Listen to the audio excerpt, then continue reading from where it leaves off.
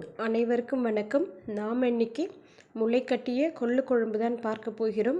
உடல் எடை குறைப்பவர்கள் இதை வாரத்தில் 2-3 முறையாவது எடுத்துக்கொள்ளுங்கள்.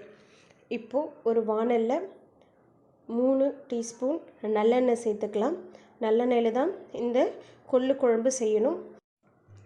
எண்ணெய் சூடானதும் கடுகு வெந்தயம் போட்டு தாளிச்சிக்கலாம்.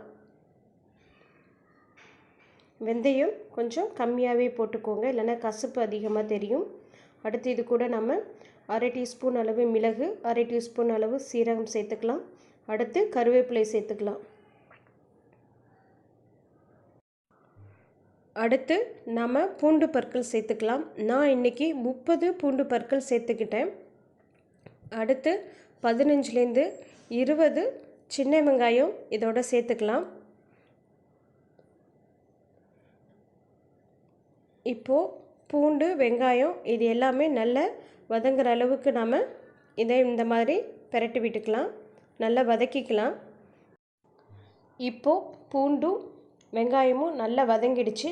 இது கூட நாம் 2 ஸ்பூன் தனி மிளகாய்த்தூள் சேர்த்துக்கலாம். 1/2 டீஸ்பூன் மஞ்சள் தூள், 2 டீஸ்பூன் தனியாத்தூள், இது 3ஐயும் சேர்த்து நம்ம நல்லா பிரட்டி விட்டுக்கலாம். இதை நம்ம சிம்மில் வச்சு தான் பிரட்டி விடணும், இல்லைன்னா இந்த காரம் நெடி நமக்கு வரும். அதனால் சிம்மில் வச்சு நம்ம பிரட்டி விட்டுக்கலாம். அடுத்து இது கூட நாம் முளைக்கட்டிய கொள்ளு சேர்த்துக்கலாம். கொள்ளு எப்படி முளைக்கட்டுறதுன்றது என்னுடைய சேனலில் நான் அப்லோட் பண்ணியிருக்கேன். இந்த மாதிரி முளைக்கட்டிய கொள்ளு உங்களுக்கு வேணுங்கிற அளவு நீங்கள் சேர்த்துக்கோங்க. நான் இன்றைக்கி 2 கைப்பிடி அளவு சேர்த்துருக்கேன். இப்போது இந்த கொள்ளையும் பூண்டு வெங்காயம் மசாலா இது எல்லாமே ஒன்றா சேர்கிற மாதிரி நாம் கலந்து விட்டுக்கலாம்.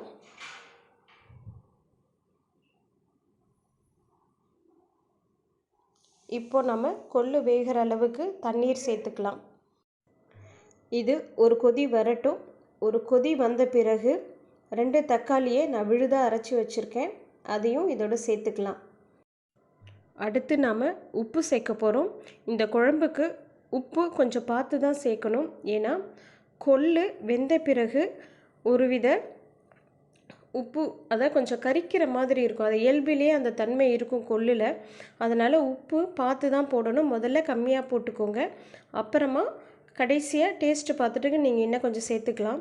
ஏன்னா கொள்ளுடைய தன்மையே வெந்த பிறகு கொஞ்சம் உப்பு கரிக்கிற மாதிரியும் கொஞ்சம் துவர்ப்பு தன்மையோடு தான் இருக்கும். அடுத்து இது கூட நாம் பெருங்காயம் சேர்த்துக்கலாம். நான் கட்டி பெருங்காயத்தை இந்த மாதிரி தண்ணியில் போட்டு கரைச்சி இதில் சேர்த்துக்கிறேன். இதை இப்போ நம்ம மீடியம் ஃப்ளேமில் வச்சு நல்லா கொதிக்க விடலாம். நல்லா கொதித்த பிறகு பார்த்திங்கன்னா நாம் ஊற்றிய இந்த எண்ணெய் எல்லாமே மேலே பிரிந்து வந்திருக்கும். அந்த நேரத்தில் இந்த கொள்ளும் நல்லாவே வெந்திருக்கும். இப்போ பார்த்திங்கனாவே தெரியும். இந்த ஸ்டேஜில் நம்ம ஒரு 1/4 மூடி தேங்காய் பால் இதில் சேர்த்துக்கலாம். அதிகமாக சேர்க்க வேண்டாம், 1/4 மூடி போதும். இப்போ இது கூட நாம் வெல்லம் சேர்த்துக்கலாம். அதன் பிறகு நல்லா கலந்து விட்டுட்டு நம்ம அடுப்பை சிம்மில் வச்சோம்னா இந்த மாதிரி எண்ணெய் பிரிஞ்சு வந்திருக்கும். இதை கலந்து விட்டோம்னா இந்த அளவுக்கு நல்லா சுண்டி குழம்பு நமக்கு கெட்டியான பதத்திற்கு வந்திருக்கும். அவ்வளோதாங்க, முளைக்கட்டிய கொள்ளு குழம்பு ரெடி ஆயிடுச்சு. உடல் எடை குறைக்க நினைப்பவங்க இதை வாரத்தில் 2-3 தடவை பயன்படுத்துங்கள்.